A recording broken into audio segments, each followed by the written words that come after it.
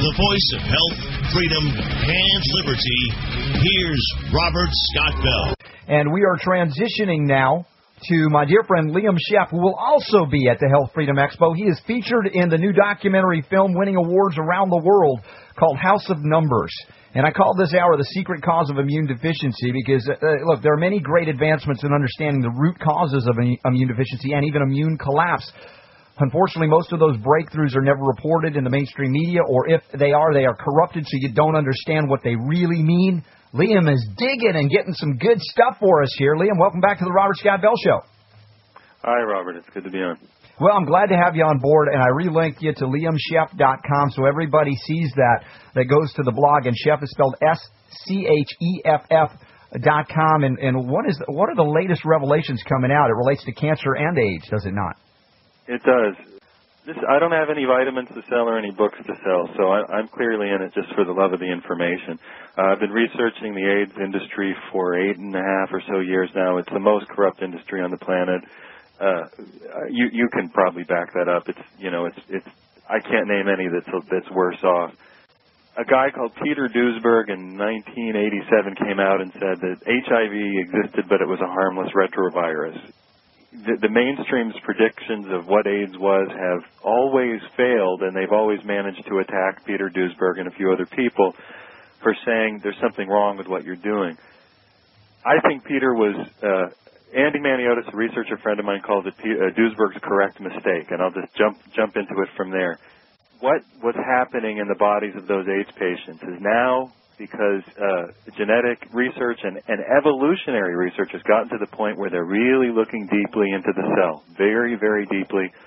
They're understanding that what happens in the cell when the cell is poisoned, when the cell is starving for nutrients that live in the soil, like selenium. What happens?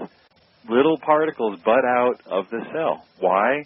Because your DNA becomes unregulated. Now, we'll do this again and we'll make it simple, but what I'm saying is what the research is showing me through a great guy called Cal Crilly, and I want you to look up his work on it's all linked from your blog, is that when you don't have nutrients, your DNA overexpresses and pumps out these little cells.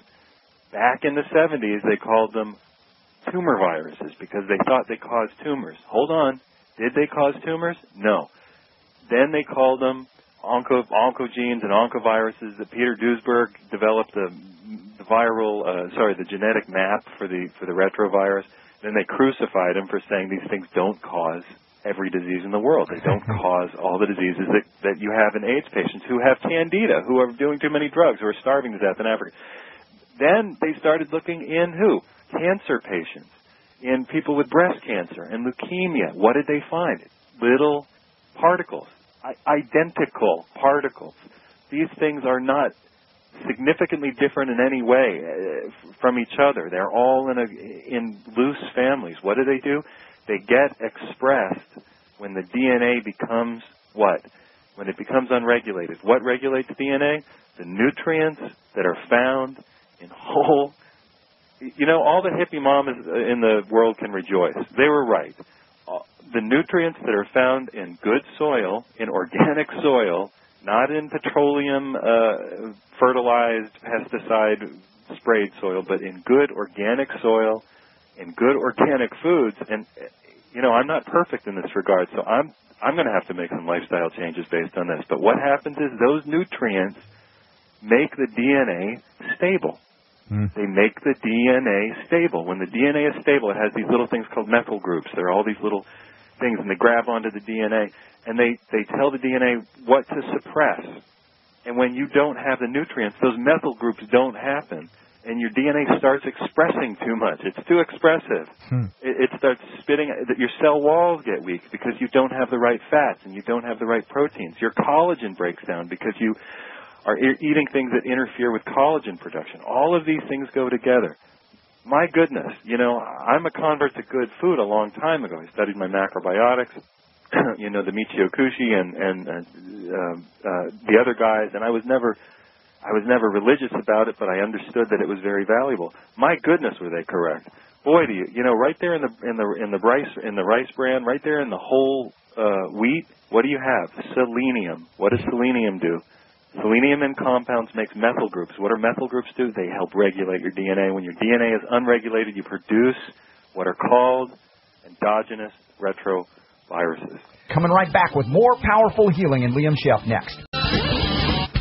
Welcome back to the United States of Health Talk Radio. My good friend Liam Scheff is with me here, liamscheff.com. I've got it linked up at the blog.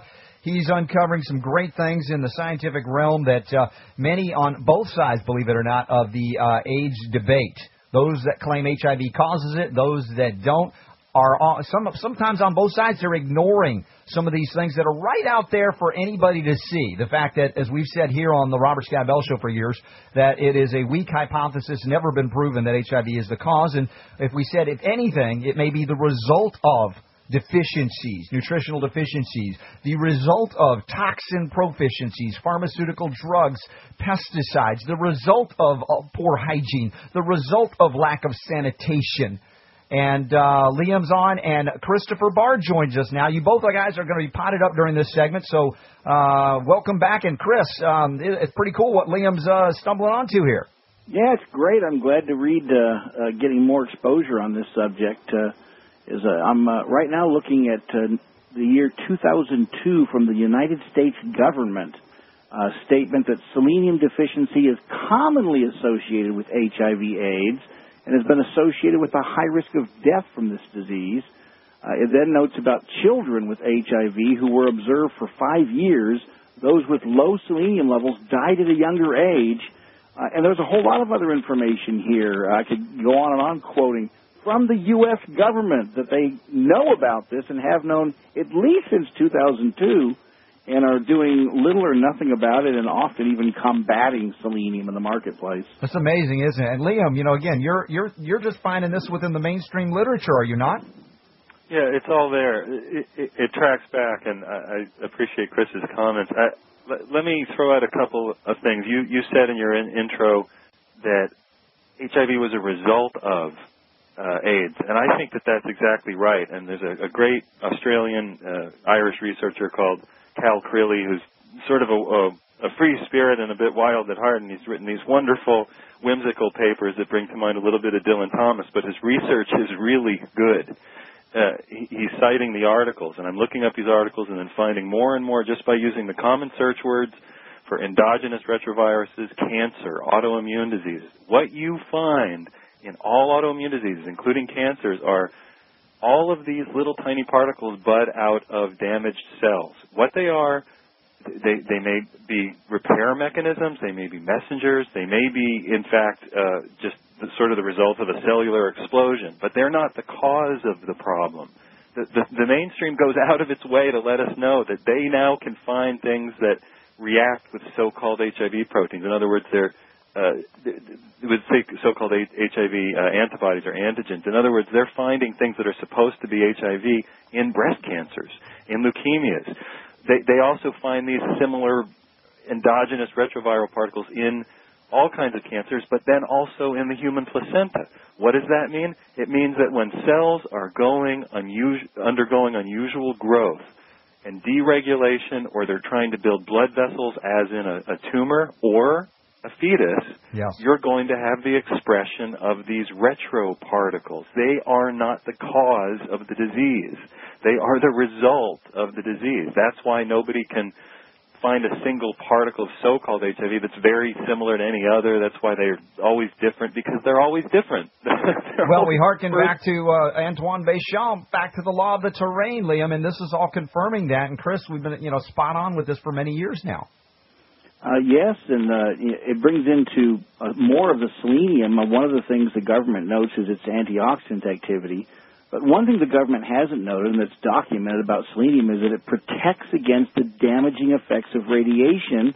And so if it protects against that damage, it's going to protect against these HERVs. It would also bring in chromium should be examined, because one of the roles of the mineral chromium is to maintain genetic integrity.